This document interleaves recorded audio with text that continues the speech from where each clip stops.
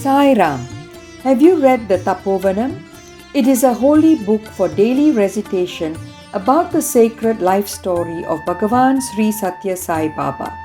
It is to be read as a spiritual exercise dedicated to the Lord. The continuous reading or listening of this book will take us back to the glorious life of Swami. When participating in this holy activity, while focusing on Swami, you will be able to develop your focus and concentration as well as notice an elevation of your inner being. It also brings about a pure heart and sends positive vibrations of peace and love to all mankind. Every event and incident here will take you closer to spiritual realization. The completion of this spiritual activity with devotion and dedication will earn you the grace of our beloved Bhagavan. So do not miss this opportunity. Save the date, make the time, and join us for this devotional reading. Sai Ram.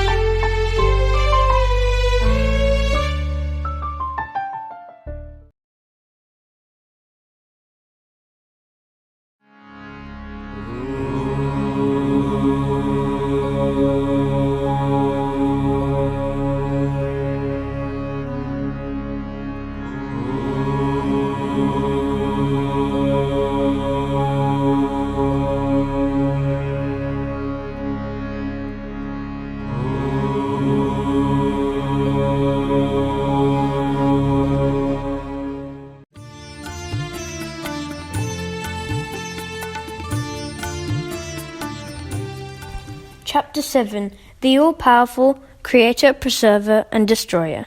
I am the ATHMA that dwells in all living beings. I am the beginning, the middle, and the end of all things. And all that you see in the cosmos, the moving and the stationary objects, is a manifestation of the ATHMA. A quote from Baba. Creation. To alter a living being into a non-living entity, and vice versa, is one of the sportive gestures, leelas, of God as demonstrated several times by Bhagavan Sri Sathya Sai Baba. And becomes beads. On the holy occasions of Fridays in the month of Shravan, married Hindu women customarily perform Gauri Puja, worship of goddess Parvati. A Hindu couple wished to avail of one such occasion to worship also the lotus feet, Pada Puja of Swami. They requested Swami for permission, which was readily granted. They then gathered all the materials needed, but they could not get hold of black beads, which are essential for the puja. At the appointed hour, Swami arrived and took his seat. In their excitement, the couple totally overlooked the absence of the all-important beads and commenced the ceremony. Suddenly, a big black ant crawled out of a flower offered at Swami's feet. Swami smiled indulgently and commented, "What, are you worshipping me with black ants?" And he picked up the crawling insect and placed it in the lady's hand. To their wonderment, the ant suddenly changed into 2 black beads. So the only thing waiting for due performance of the worship reached their hands after all. The grateful devotees were astonished at Swami's ability to create by his mere will. The lady was immensely pleased with Baba and enabled her to complete the ceremony satisfactorily in accordance with the prescribed procedure. In this instance, Baba altered a living object into a non-living object without taking away life. But there is another beautiful episode where he changed lifeless objects into living beings. Parrot from betel leaves. Swami was at that time touring Andhra Pradesh. He stayed in a devotee's house. After meals, a silver plate containing tender betel leaves, areca nut powder, lime, and other ingredients was placed before him. He leisurely removed the ribs from the leaves as he prepared the latter for eating, and he carefully arranged the ribs in the plate in the shape of a parrot. He was all the while talking with devotees gathered around him, and he suddenly asked them a question. What do you think God is busy with? They answered, Srishti is what the God is busy with. Swami promptly touched the parrot's form on the plate in front of him. It suddenly came into life and flew out vigorously beating its wings. The devotees were astonished at the wonderful sight. Joining in the general merriment, Swami too laughed enchantingly. Diamond ear tops in cookie. Indulal Shah once invited Bhagavan Sri Sathya Sai Baba to dinner in his house in Bombay, now known as Mumbai. Swami was seated on one side of the dining table. Opposite him sat Shah and his daughter. Mrs. Shah brought a plate of freshly cooked hot vades, savoury cookies made with soaked black gram paste, deep fried in oil, and placed it before Swami. He picked up one of them and placed it on the plate of Shah's daughter and told her to break it into two before eating. When she did so, she found a diamond-studded ear top in each piece. All of them were thrilled. Swami himself put them one each on the girl's ears. It was Kodaikanal in the 4th week of April in 1997. Several devotees were dining with Swami. Swami finished his meal and was going round the devotees, talking to them in the dining hall. He went near a devotee and said, "Break the puris, puffed and deep-fried naan-like dish, before you eat." The person did as suggested by Swami and found, to his surprise, a golden ring. Swami said, "That's for you, have it." Everyone was pleasantly surprised. Anil Kumar was also there, eating puris. Swami asked him to eat fast. "Swami, who knows what have you put in which puri?" said Anil Kumar. He further added, "So I am checking every puri and am eating carefully."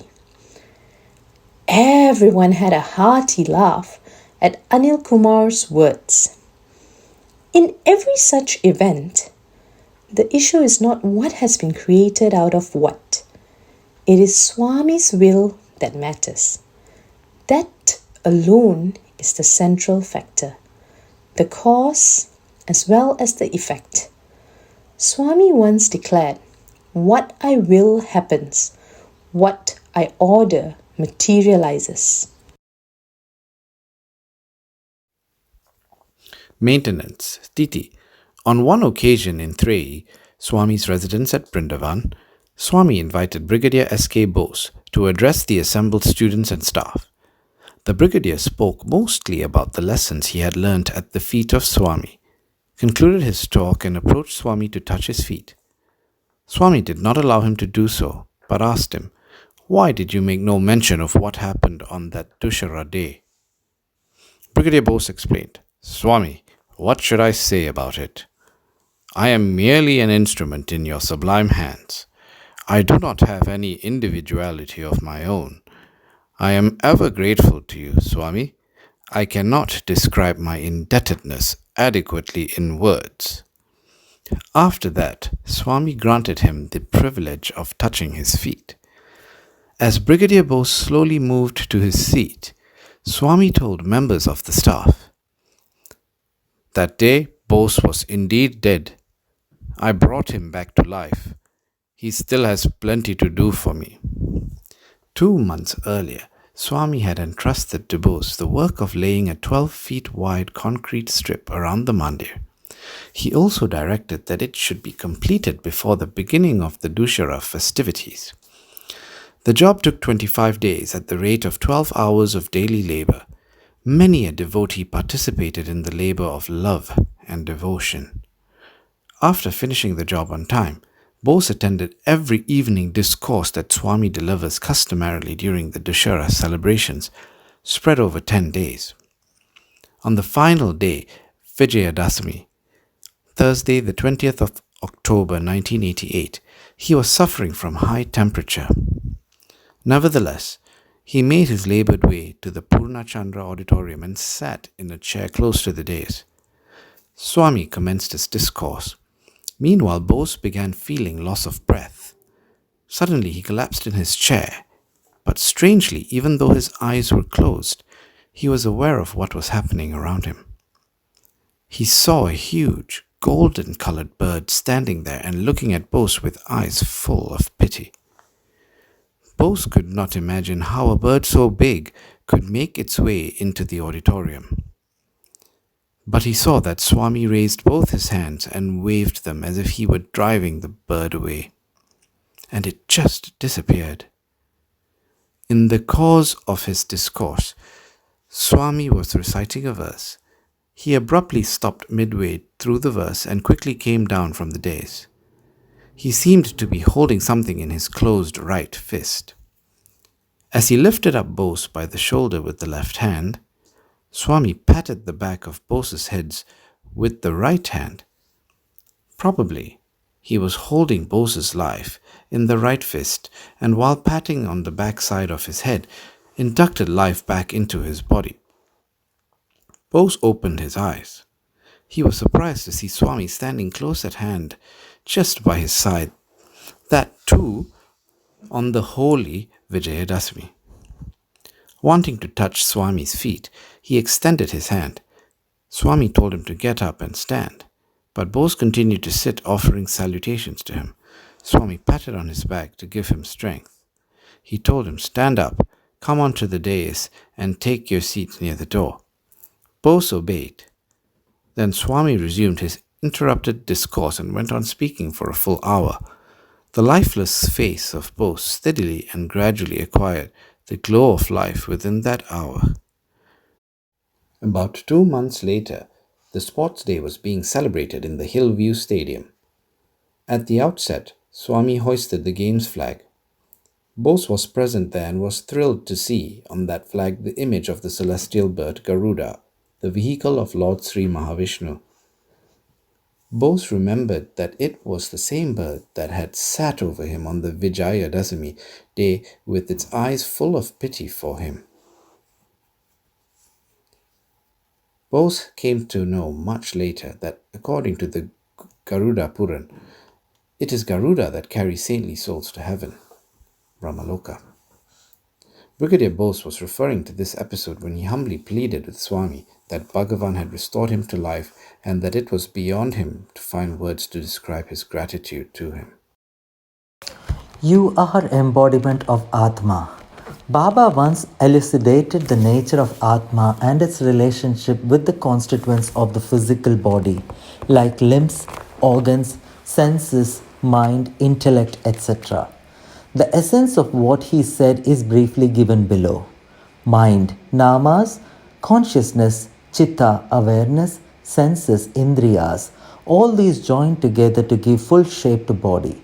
But Atma is not the combination of all these things. There is Atma in the body, there is Atma in the mind, and there is Atma in the consciousness and the senses. All these function under the direction of Atma. This can be illustrated by a simple analogy. A car has steering, clutch, brakes, and other several parts. Does each of them function by itself? When one travels by car, does the horn blow on its own? Does the steering move by itself? Obviously not. There is a driver behind all these. Likewise, body is the vehicle and Atma the driver. That driver makes the eyes see, ears hear, and mouth speak. It is only as long as the driver is present that the various parts perform their allotted functions. Once the driver abandons the body, the very same eyes can no longer see, the same ears cannot hear, the same hands can do nothing, the same mouth can talk no more. All the organs and parts become non-functional. Earlier, all these were made to work, to function by a master, the ATHMA. As long as that master remains in it, this body is Shivam, divine, auspicious. When he leaves, it is but a Shavam, corpse. If we deeply ponder over our true identity, as Swami repeatedly suggests, we will soon realize that we are but embodiments of the inner self, Atma, and that the parts, organs, and other constituents of this earthly body are merely instruments and by no means that inner self. The Shimla incident. There is yet another instance of superhuman divine power of Bhagwan Sri Sathya Sai Baba. Once Sri Sathya Sai went to Shimla along with some of his devotees. Swami Karunananda too was in the group. That trip saw an unbelievable event. It was evening when the party arrived at their lodgings in Shimla. At about 6:30 p.m., as the darkness approached, a 2-year-old boy died in the house in the town. The parents were grief-stricken, seeing their agony. A friend advised them, "Sri Sathya Sai Baba is in the town. Take your son's dead body there, place him at his feet, and beg for mercy." The distraught parents wrapped the body in a piece of cloth and took it to Baba. Heartbroken with grief, the mother laid the dead child at the Baba's feet and wailed, "Swami, please bring him to life, wake him up to life." As the poor woman was crying, the ever-merciful Bhagwan cast a compassionate look at the dead body. The boy suddenly came to life and began crying. The tears of grief and desperation of parents turned to tears of joy. They washed the lotus feet of Bhagwan Sri Sathya Sai with their copious tears. The devotees too were overjoyed and immensely moved at this miraculous happening, and hailed the glory of Bhagwan with resounding cries of Jai Shri Ram, Jai Shri Ram. Ultimate Dissolution or LAYAM. Karanam Subbamma was a blessed soul who cared for Swami when he was a child and was known as Satyam and loved him as he was her own son. As the ever-swelling crowds of devotees arrived to have his darshan, the lady cooked meals and fed them. Through endless service to Swami and his devotees, she used to feel that her life's mission was fulfilled. When Prashanti Nilayam was being built, Swami told her one day that she would live for only one more year. Though somewhat taken aback, she pulled herself together and devoted herself with more sincerity and devotion to Swami's service. Her health was slowly deteriorating. Kith and kin of her natal home took her to the village to look after her, but she could scarcely endure separation from her beloved Swami and returned very soon to Puttaparthi to do much service as possible despite her poor and deteriorating health. Time passed. Some devotees came to Puttaparthi to invite Swami to their place. Before leaving Puttaparthi, Swami promised Subbamma that at the time of her demise, he would make it a point to reach her and place holy Ganga waters in her mouth. Soon after, Subbamma passed away. Some of the villagers recalled Swami's promise and talked about mockingly that Swami did not keep his promise of offering holy water to Subbamma before her death. At that moment, Bhagwan was among his devotees in far-off place near Tirupati. He set out for Puttaparthi, telling them that he had to go to Puttaparthi urgently. On his arrival, he was informed that Subbamma had breathed her last several hours earlier. He found Subbamma's body already with ants crawling all over. He announced, "Subbamma is not dead, she is alive." But those around insisted that she had stopped breathing long ago, that she had indeed died, but they were nevertheless keeping her body only for Swami's arrival. But Swami reiterated that Subbamma was still alive. He came close to her and called out, "Look, Subbamma, I am your Swami. I have come." And to the consternation of everybody around, Subbamma opened her eyes wide. Tears trickled out of her eyes. The onlookers were dumbstruck. Swami tenderly touched her lips with his fingers. The cool waters of the celestial Ganga flowed out of his divine fingers onto the parched lips. She lapped them up and swallowed. Her face was aglow with indescribable satisfaction and happiness. She touched Swami's hand softly as she closed her eyes for the last time. Swami knows perfectly the exact moment of everyone's death. Creation, maintenance, and ultimate dissolution are within Swami's absolute control. That is why he is called God himself. Creation, maintenance, and dissolution are in my hand. Swami was once conversing with devotees in his interview room. He showed them his palm and asked what was there in it. Somebody answered that there was nothing there. But Baba said in all serenity, "This empty hand holds everything." When he closed it and opened it a moment later, there was a locust there. Wonder of wonders! There was also a tiny leaf to serve as the insect's food. The locust was actually feeding on it. In a little while, Swami closed his fist and opened it to reveal that nothing was there. The devotees present in the room could not believe their eyes. Through this incident, Swami revealed to all of us, ignorant as we are, that creation, maintenance, and dissolution lie in his control. This incident took place about 30 years ago. Bhagwan explained his divinity in a few pregnant words. He declared, Bha denotes creation, Ga denotes protection, and Va denotes ultimate dissolution. He who embodies these three supreme powers is Bhagwan. Herein lies the sublime secret of my essentiality. Om Sri Sathya Sai Parabrahmane Nama. Shanti, Shanti, Shanti. End of chapter 7. Chapter 8 The Lord of the Cosmos. This play is His, the role is His, the lines are written by Him. He directs, He designs the dress and decoration, the gesture and the tone, the entrance and exit. You have to act the part and receive His approbation when the curtain falls. Baba. All elements lie in His control.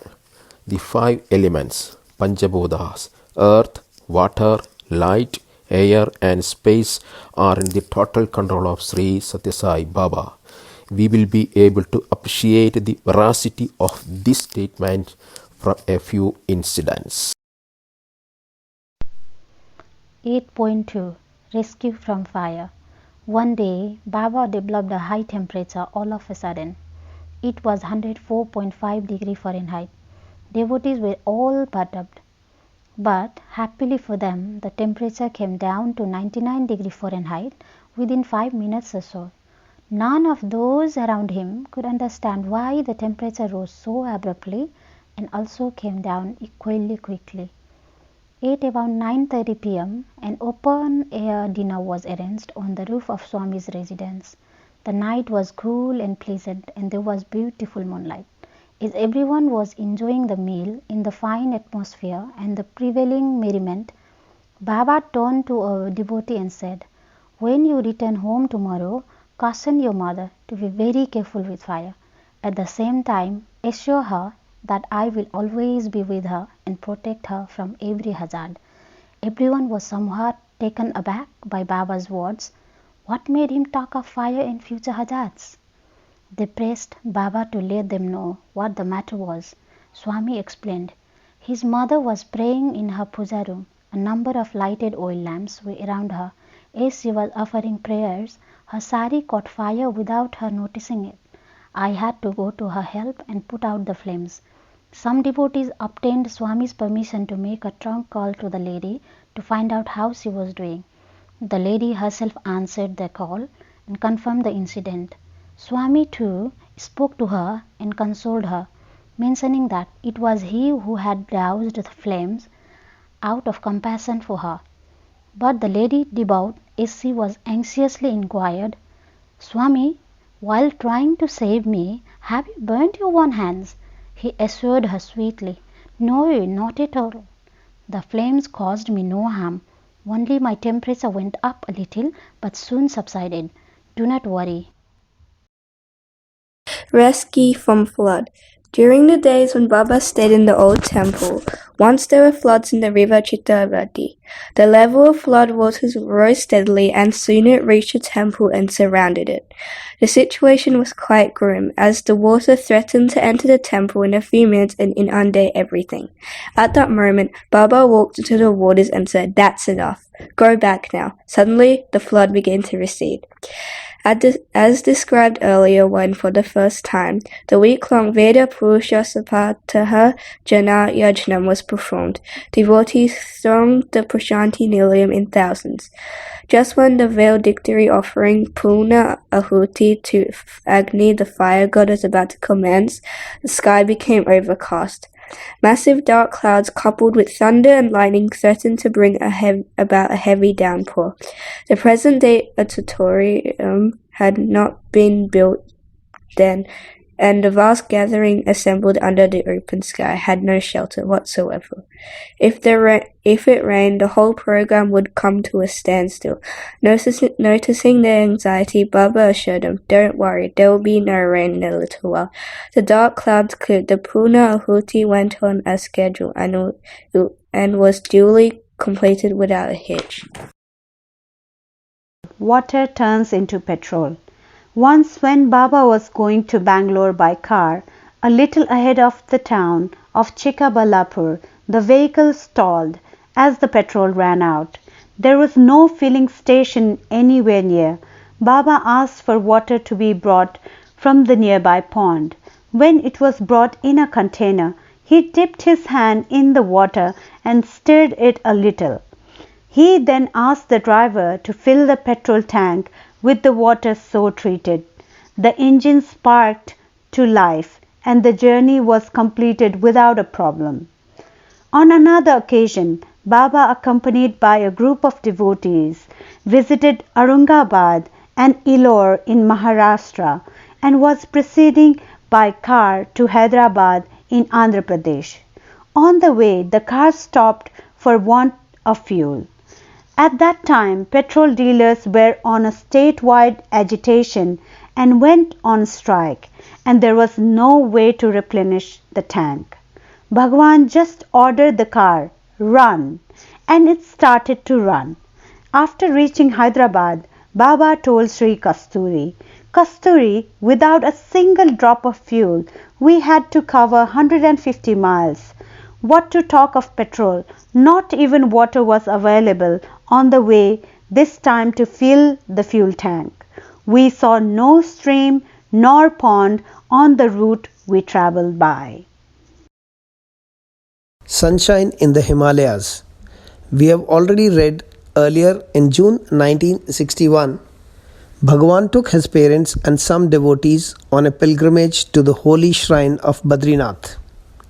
Sri Burgula Ramakrishna Rao, the then governor of Uttar Pradesh, also joined the en routage and saw to it that every facility was provided to the pilgrims. The trip from Rishikesh to Badrinath, situated in the higher reaches of Himalayas, where snowfall are common, and back to Rishikesh was completed in just 7 days.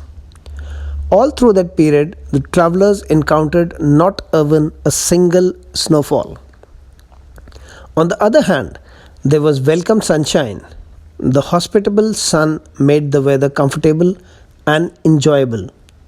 Local inhabitants noticed this unusual weather and felt happy. The phenomena was also observed by a number of holy persons engaged in spiritual pursuit at those lonely and inhospitable heights. They guessed, quite correctly, that a highly distinguished spiritual person must be visiting the region and causing by his presence such agreeable through an unseasonal weather. A devotee asked Bhagwan, Swami, you eat very little. Your body comprises the 5 elements, Panchabhutas. Then, from where does it derive its potency? Baba gave a very pithy reply. 5 elements give me no potency. It is I who give them their potency. Om Shri Sathya Sai Parabrahmane Namaha. Shanti Shanti Shanti. End of chapter 8. Why fear when I am here? Chapter 9. God is neither distant nor distinct from you, Baba. During the time when Sri Kasturi took up permanent residence in Prashanti Nilayam, Swami used to visit the homes of residents who were then only a few. Thus, those residents could often share the blissful company of Bhagwan. During one such visit to Kasturi's home, Swami asked Srimati Kasturi to sing a song. She sang a Kannada song composed by herself. Ninnu nambi bande, enna kai bidadiru, ghana mahimane Sainatha. Meaning, my father Sai, I have come to you in the fullest faith that you will protect me. Please do not let go of my hand. After she finished, Swami replied to her with his own song composed in Tamil, which was her mother tongue. Virumbum munne taruvare, Sai Baba vendum munne taruvare. Why fear? Even before you ask, Sai Baba showers boons. Even before you pray, he runs to give you protection. How sweet, how simple, and how captivating is God's wonderful answer to his devotee's prayer.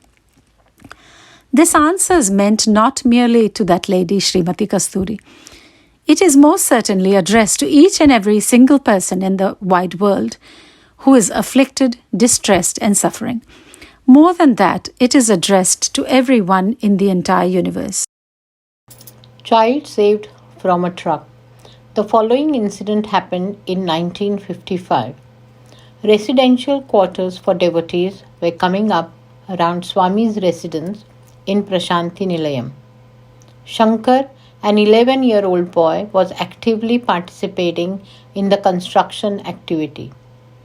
A truck loaded with bricks arrived and the boy was helping in unloading them. After the truck was emptied, he stood at its rear, shaking dust off his body and clothes. He did not notice that the driver had started the engine and the vehicle was moving backwards. The driver, unfortunately, did not see Shankar and drove the truck very fast. To his utter shock, the boy suddenly found himself pushed violently by the huge vehicle. Petrified with fear and shock, he lost all bodily control and just collapsed where he stood. The inexorable did come to pass. The heavy tire of the enormous vehicle crushed his tender leg. The only thing Shankar could do in that awful moment before he became unconscious was to give out a loud cry, Swami! People nearby ran to his rescue, pulled him aside and wrapped a towel around the crushed limb. Totally confused, they did not know what to do next. They could only raise their heads and look towards Swami's residence. To their surprise, they saw Swami standing in the balcony and looking directly in their direction. Before they opened their mouths to tell him what had happened, Swami told them to take the boy to the hospital adjoining his residence. They did as directed. Afterwards, Shankar's brother ran to Swami. He loudly wailed, Swami, my younger brother has lost his leg. Swami consoled him, Do not worry, nothing has happened to his leg. As he uttered the sweet words, he pulled back the sleeve of his shirt and showed his open palm. On the palm could be distinctly seen the marks of the truck's heavy tire. Swami told the distraught young man that he had inserted his own palm between the truck's tire and the little boy's leg, so that the huge weight of the truck would not bear heavily upon the leg. When doctors found that not a single bone of Shankar's leg was damaged, they were astonished and also very much relieved. Due to Swami's divine will and immense mercy, the boy recovered soon. A similar incident happened in 1999. In January 1999, the sports day was being celebrated in the Hillview Stadium in Prashanthi Nilayam. Despite Swami's suggestions not to be adventurous, students were displaying adventurous gymnastic skills. It was now the turn of an acrobatic event in gymnastics, in which students were participating in somersault on a truck. Nobody noticed that the nuts and bolts of the iron bars arranged for the event got loosened. Children had completed their event successfully and there was a huge applause. But at the end, Swami did not join the student to pose for a photograph, which he normally does. Instead, he went back to the Purnachandra Hall, where he resides. He showed his body to Indulal Shah and to some of the students there. There was blood all over. Swami was bleeding profusely. Everyone was astonished and worried. I lied below the truck and saved the students. Now I have to wash the blood. The kids were requesting me to join them and pose for the photograph. Poor kids, they do not know, Swami said in his usual calm and compassionate voice. God is closer than husband. Kumar was a student in the Sathya Sai College in Puttaparthi. Swami allotted his parents ground floor accommodation in the eastern block close to his own residence. At the evening prayer one day, Kumar sang a bhajan, Sai Pita or Mata Sai. That is, Sai is the father and Sai is the mother. As Swami sat on his throne quite close by and nodded his head in tune with the song, Swami's eyes were swimming with kindness and compassion. No sooner had the first stanza of the song ended than Swami abruptly got up and hurried out. The boy felt that his singing was not probably to Swami's liking. Swami walked into the residence of Kumar's parents. Devotees who watched the scene were surprised. In recent times, no one had seen Swami thus leave his residence and proceed beyond its precincts. In the residence of Kumar's parents, his mother had a heart attack and was struggling for life. Baba hastened into the house, gave her a glass of water, and materialized vibhuti for her.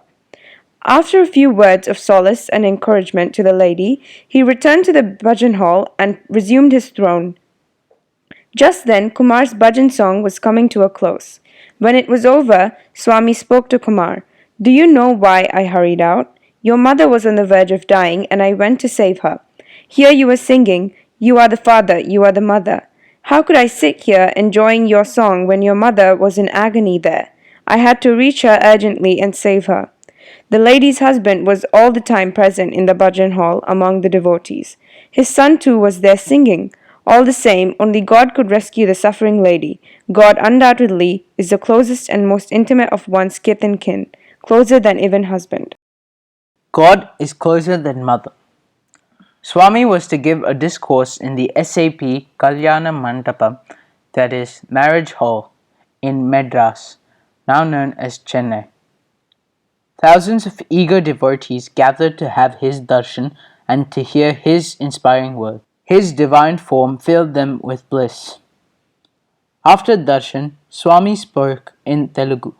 Chittur Nagaya, the celebrated actor and devotee of Swami, was standing by Swami and translating his discourse into Tamil. The audience was spellbound. They were imbibing the honey-sweet speech avidly savoring every drop of it. They forgot themselves in happiness at hearing the divine words of their beloved Bhagavan. Suddenly, a small baby, barely a year old and lying in his mother's lap, began to wail loudly. The audience was distracted. The engrossing spell of bliss was ruined. All eyes turned towards the crying baby who was the cause of disturbance. A few seconds passed. Everyone saw Swami on the dais, gently smiling. He extended his open palm towards the crying child in the Abhaya mode. that is, a gesture denoting assurance of protection, but suddenly closed it into a tight fist. That very moment, the child fell silent. None could gauge the reason why the baby suddenly started wailing and why he equally suddenly stopped crying. Swami extended the closed fist now towards Nagaya, opened it, and said, "A small 25 paise coin got stuck in that little baby's throat, and I have removed it. Here it is." Sri Nagaya was completely overcome by emotions, was surprised and happiness, and immediately announced it over the microphone. The enraptured audience exploded into wild applause. Even though the little baby was right in her own lap, the poor mother did not know what had gone wrong with her child. It is obvious that, more than even one's own mother, God is much, very much closer. Suicide averted. A young man was employed as an accountant in a firm in Calcutta, now known as Kolkata. His mother was Swami's devotee, but he did not share her faith. It so happened that he was accused of misusing the firm's money. Unable to bear the infamy, he even thought of suicide. His mother wrote to Baba requesting his permission to bring her unfortunate son to Puttaparthi. But not knowing how to send it through post to Baba, she kept her letter behind Swami's photograph in her puja place. Meanwhile, the boy went to a bridge on the river Ganges. He thought that the death would be easy if he jumped into the river. Just as he was about to do so, he heard a voice. "Come to Puttaparthi, come to Puttaparthi." He was surprised. Puttaparthi, Puttaparthi. The words continued to ring in his ears. Thereupon he abandoned all thought of suicide, went to the railway station, purchased a ticket to Bangalore, and boarded a train. Strangely, even the noise made by the running wheels sounded to him like Puttaparthi, Puttaparthi. When the train moved fast, the words sounded fast. When the wheels were slow, the words too were slow. On arrival at Bangalore, he went to the booking counter to purchase a ticket for his onward journey to Penukonda. The man at the counter knew that if any person asked for a ticket to Penukonda, he would most probably be heading for Swami's darshan. So he asked the young man, "Are you going to have Sai Baba's darshan?" When he answered in the affirmative, he was informed that Baba was presently right there in Vrindavan, in Whitefield in Bangalore. The young man stood there somewhat hesitantly, but the words Puttaparthi, Puttaparthi once again began ringing in his ears. So he yielded to the call and asked for a ticket to Penukonda. In those days, to reach Puttaparthi from Penukonda, one had to cover several miles on foot. Even as the young man proceeded on the arduous way on foot, the word Puttaparthi, Puttaparthi never ceased to ring in his ears. He finally reached Puttaparthi at 8 p.m. and discovered that just an hour earlier, that is at 7 p.m., Baba had arrived at Puttaparthi. At the time, summer training classes were about to commence at Brindavan in Bangalore. In spite of that, no one knew why Baba had suddenly returned to Puttaparthi. When devotees inquired on this point, Baba explained, "Students who would be arriving at Brindaban for the summer classes have to be fed. I have come here to collect rice and take it to Brindavan." Next morning, during the public audience, Swami came close to the young man and addressed him. "Hey Calcutta, come in." In the interview room, Baba referred to the accusation against him in his office and told him not to get upset about it. He encouraged him and dissuaded him from putting an end to his life. He also told him to stay in Puttaparthi for 9 days before returning to Calcutta. In due course, the man went back to his job. He was thus saved by Baba in response to his mother's prayer, which she could not even send to him by post. His boundless compassion. Bhagwan Sri Sathya Sai was once travelling by car from Bangalore to Puttaparthi. One of his students was driving the vehicle. Other cars with groups of devotees were following Swami's car. The ground was stony and rough, the terrain hilly, desolate and silent. A long cobra was crossing the path. The student driver of Baba's car noticed it from a distance. He could not, however, make up his mind whether to stop the car to save the cobra or to run over it. He looked back in the rear seat of the car and found Swami in Yoga Mudra, deep contemplation. He thought, Swami is fast asleep. If the car were to be suddenly brought to a halt, his sleep would be disturbed. Therefore, he sped forward and ran over the cobra. After arriving at Prashanti Nilayam, the student alighted from the driver's seat, ran and opened the rear door for Swami. Swami got down and proceeded towards the veranda of his residence. The student was intrigued to find a wide smear of mud like a broad strip on the back of Swami's robes. He said, Swami, your garments are soiled on the back. Swami's reply was, a little while ago, I had to go below the car's tire in order to save that poor cobra. Om Shri Sathya Sai Parabrahmane Namaha. Shantihi, Shantihi, Shantihi. End of chapter 9.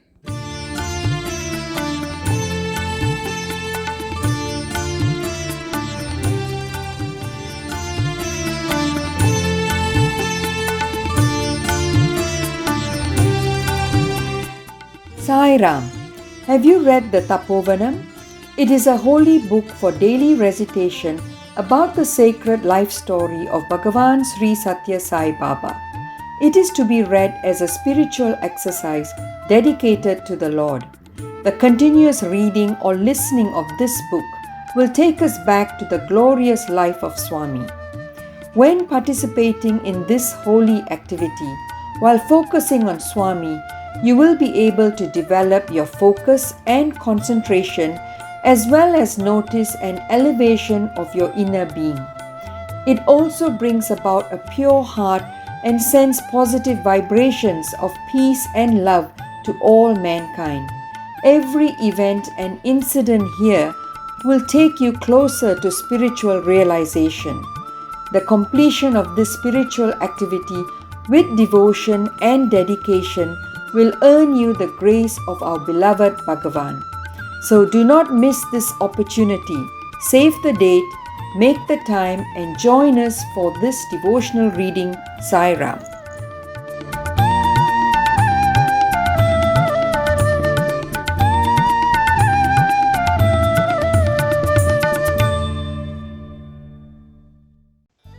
Sai Ram all. Just a reminder, we are now live on YouTube and Facebook. You can search on YouTube for Sai Organisation of Australia. Please subscribe to the channel and click on the bell icon to receive updates and reminders of our upcoming inspirational programs. On Facebook, please search for Sai Organisation of Australia and like and follow our account. Please visit our website on sai.org.au to keep updated with upcoming programs in the 96 Days devotional offerings, news of our service activities, and inspirational updates.